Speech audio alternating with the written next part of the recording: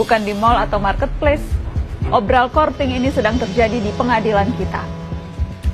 Sekali lagi, pesta courting terjadi di Pengadilan Tinggi Jakarta. Masih ingat kan mereka memotong hukuman untuk Jaksa Pinangki Sirna Malasari? Sekarang mereka mengurangi hukuman untuk Joko Chandra. Terdakwa kasus penyuapan sederet pejabat di Kejaksaan Agung dan Kepolisian ini dapat potongan hukuman sebanyak 1 tahun penjara. Awalnya dihukum 4 tahun 6 bulan, sekarang jadi 3 tahun 6 bulan. Ya lumayan lah, 30% lebih diskonnya. Kalau kita lagi belanja, diskon 30% itu kan lumayan bisa bikin hilaf kan? Kortingan hukuman untuk Joko Chandra kali ini dengan alasan karena Joko sudah menjalani pidana penjara terkait kasus sebelumnya, pengalihan utang atau sesi Bank Bali di tahun 2009. Alasan lain, Joko juga sudah menyerahkan dana yang ada dalam escrow account Bank Bali sebesar 546 miliar rupiah. Duh, gimana sih?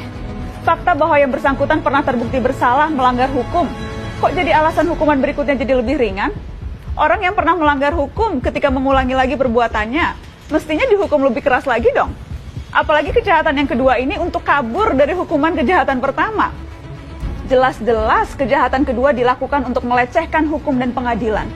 Kok malah jadi alasan untuk diberi keringanan? 4 dari 5 hakim yang mengkorting hukuman Joko Chandra ini juga hakim yang memotong hukuman Jaksa Pinangki. Ladies and gentlemen, please welcome Muhammad Yusuf sebagai Hakim Ketua, Haryono, Singgih Budi Prakoso, dan Reni Halid sebagai Hakim Anggota. Keempatnya sama-sama mengkorting hukuman Pinangki dan Joko Chandra. Nah, kalau Joko Chandra dikorting 30%, Pinangki ini kortingannya malah 60%. Dari 10 tahun menjadi 4 tahun. 60% dong. Kurang hilaf apa lagi coba kalau kita belanja diskonnya segitu. Satu hal lagi juga terungkap. Pinangki hingga akhir Juli ternyata belum juga dipindah ke lapas, tapi masih ditahan di rutan Kejaksaan Agung. Alasannya, hanya soal administrasi dan kejaksaan sedang banyak pekerjaan. Tenaga harus dijaga karena masih pandemi. Jangan lupa, ada lagi yang barusan terima kemurahan hati juga.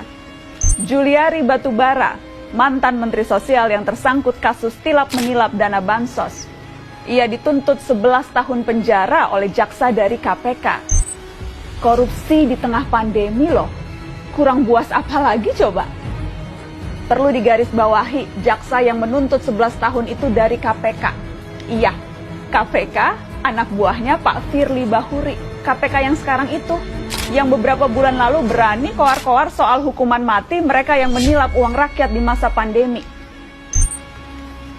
Penegakan hukum ini soal bobot, soal ukuran, juga soal kepantasan. Yang pegang kendali memang hanya beberapa, tapi kita bisa menilai seberapa impas dan pantas. Akil Mohtar, Ketua Mahkamah Konstitusi yang tersangkut suap pemilu kada, bisa dituntut seumur hidup. Kenapa yang mencatut uang makannya rakyat miskin yang sedang terjepit karena pandemi, kok hanya 11 tahun? Repot ini, repot. Tujuan sanksi yang berat adalah memberi efek jerak, agar kita semua siapapun itu ngeri dengan hukumannya, agar siapapun jadi berpikir ratusan kali sebelum berbuat jahat. Kalau hukumannya ringan, tuntutannya enteng, dan masih dikorting sampai 60% begitu, siapa yang kapok? Di mana-mana flash sale itu, diskonan itu, untuk mengundang orang datang dan belanja. Korting hukuman korupsi ini kan jadinya kayak undangan ya. Undangan untuk yuk, belanja yuk. Tapi belanjanya pakai uang rakyat, uang kita-kita juga. Kita lagi yang nombok, rakyat lagi yang harus urunan lewat pajak, urunan subsidi. Dan ini beneran loh. Jadi, selama rentang 2001 sampai 2015, diperkirakan kerugian negara karena korupsi mencapai 203,9 triliun rupiah.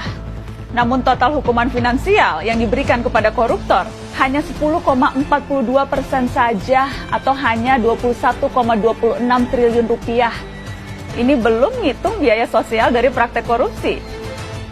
Kalau pakai hitungan ICW itu, 203,9 triliun dikurangi 21,26 triliun, negara masih nombok sekitar 182 triliun lebih. Siapa yang nombokin selisihnya? Ya siapa lagi selain kamu, saya, kita semua para pembayar pajak. Yang harus kapok kan para koruptor ya. Kok malah lama-lama kayak kita yang kapok ya?